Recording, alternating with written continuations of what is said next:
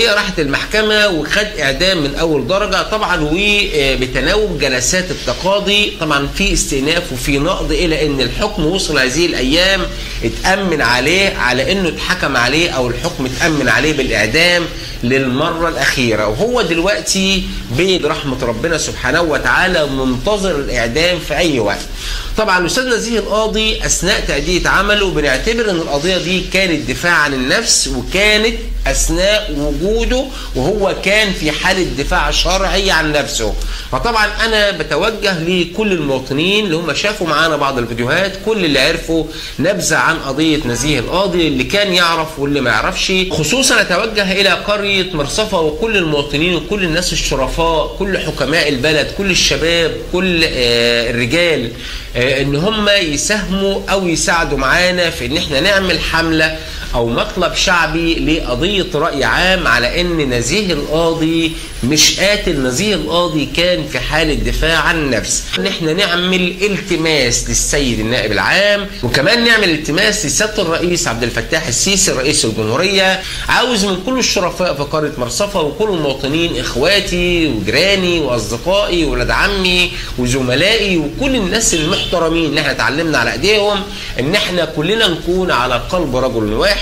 وكمان نعمل الهاشتاج او ان احنا نحاول ننشر هاشتاج نزيه القاضي مش قاتل، نزيه القاضي كان بيدافع عن نفسه، او ان كل واحد معاه التليفون بتاعه يقدر يكتب منشور او يقدر يعمل دقيقة او نص دقيقة على الاقل يقول فيها نزيه القاضي مش قاتل، نزيه القاضي كان في حالة دفاع عن النفس. كل ما كانت الاصوات وكل ما كانت الرسائل وكل ما كانت الالتماسات وكل ما كانت الطلبات كتيرة جدا على الرأي العام، كل ما ينظر في القضية أو بالرجوع ليها مرة تانية، لعل ربنا سبحانه وتعالى يستجيب منا ويكون لطفه الخفي يشمل الأستاذ نزيه القاضي، حتى كمان بتخفيف الحكم عنه، أو كرم ربنا لو كان كبير عليه بإذن الله سبحانه وتعالى يكون في عفو عنه، لأنه كان في حالة دفاع عن النفس وقت ما كان في شغله وتم الاعتداء عليه بالصورة الوحشية اللي احنا شفناها معاكم في الفيديو.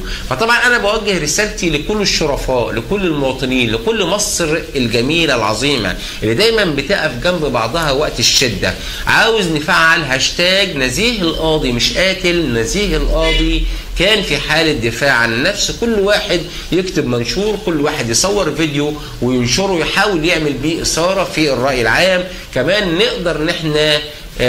يكون صوتنا عالي او نساهم معاه على الاقل مساهمه معنويه عشان نرفع من درجه الايجابيه وروحه المعنويه، لان هو دلوقتي منتظر الموت بين الساعه والثانيه. نسال ربنا سبحانه وتعالى ان احنا نكون كلنا على قلب رجل واحد، كلنا نكون ايد واحده، ننسى كل الخلافات اللي بينا، نكون كلنا واقفين جنب امين الشرطه الاستاذ نزيه القاضي رحمه به وباولاده وباسرته الحقيقه اللي هي في حاله يرسى ليها هذه الأيام، خصوصا أن الحكم تثبت عليه هذه الأيام وهو الآن منتظر رحمة ربنا سبحانه وتعالى. وكم لله من لطف خفي يدق خفاه عن فهم الذكي، وكم من أمر تساء به في الصباح